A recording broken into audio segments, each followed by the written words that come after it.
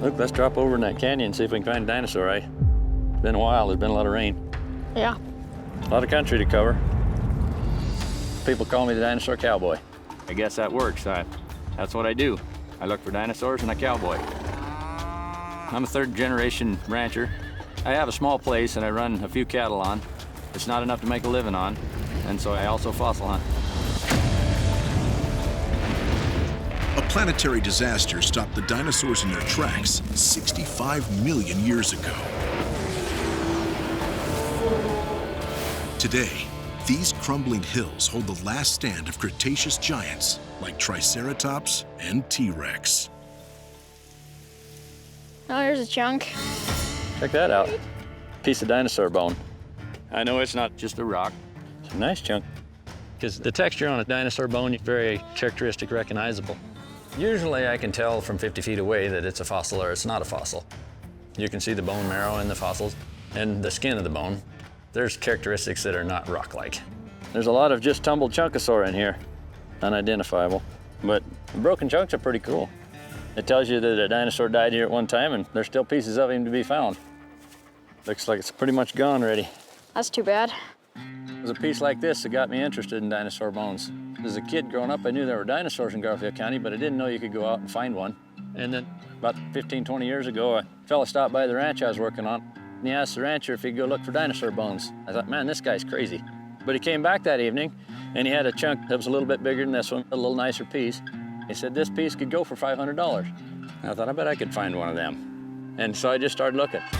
Fossil hunters like Clayton sell their discoveries to museums, universities, and private collectors. A high-quality specimen could bring millions at auction. Mostly it's museums that can raise the money for the big skeletons. The small stuff is easier to find a home for. Most folks can afford a $100 item, like a single tooth. Find anything, Luke? Nope. Pretty slow. About all I got was chunkosaur. My son Luke likes to go dinosaur hunting with me, and he's prospected a lot of miles with me. He can stay home any day he wants to, but he don't want to. He likes to go. What do you say we stop by Old Faithful and see if we can find something there? Sounds good to me. Andale! Oh, I think we'll find today. I don't know. Shadows are getting long already. This is a fun place to dig. You never know what you're gonna find. I think it was an old riverbed when the dinosaurs were wandering around here. I call it Old Faithful because we almost always find something when we come here. As you're digging, you just hope something will catch your eye. What's that?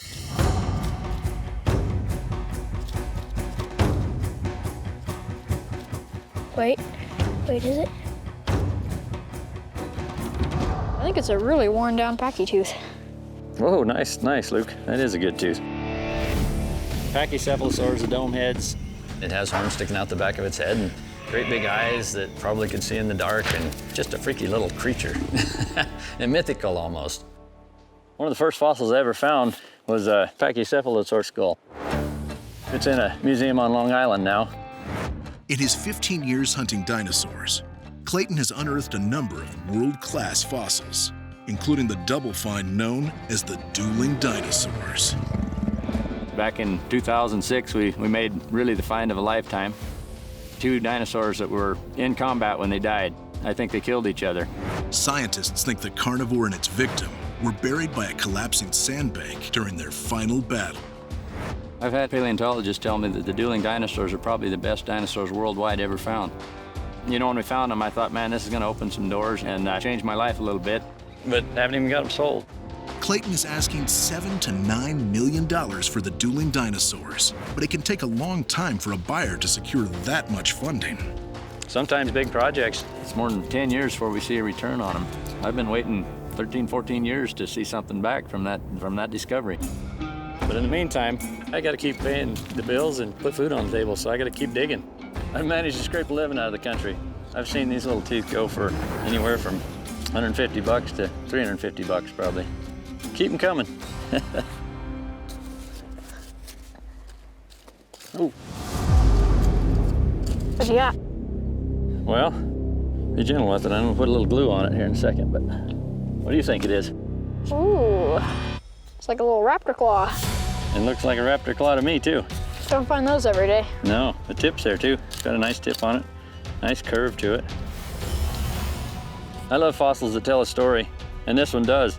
There's a little lizard vertebrae stuck next to this claw. 2 for 1. These two critters lived together and obviously weren't friends. I think it's probably a Dromaeosaur. Yeah. They've been about the size of a turkey, maybe, this one, I would say. I wouldn't want him chasing me, though. It's a pretty wicked little critter.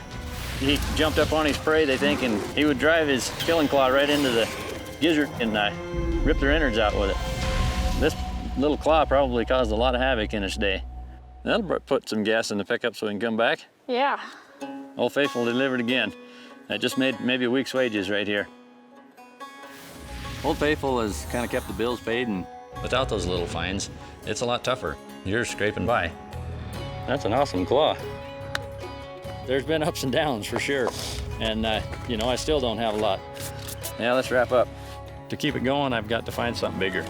So the only thing I can do is keep looking. We did pretty good. Better get on our horses and head out.